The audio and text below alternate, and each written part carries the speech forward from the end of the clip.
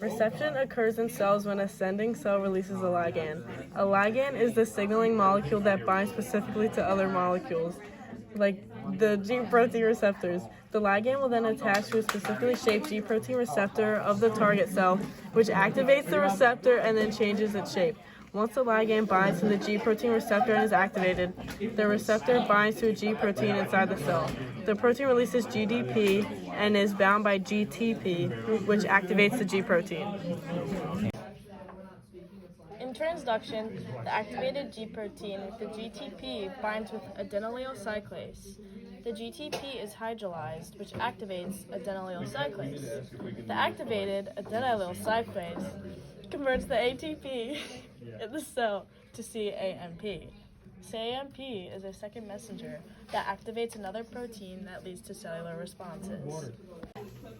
Epinephrine uses this type of cell signaling during fight or flight responses in the human body. The hormone epinephrine is released by the adrenal glands, which serves as a signal and ligand within the body.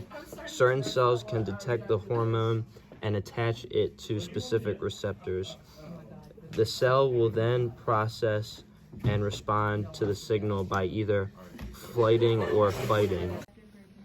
Cholera is an example of a disease that affects the process of signal transduction. In a normal signal transduction pathway, activated G proteins hydrolyze their GTP back to GDP, which turns off the signal transduction cascade after the signal is received.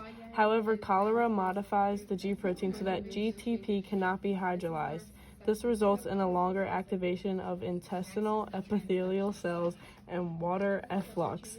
People may experience dehydration and diarrhea due to this disease and how it affects the transduction process.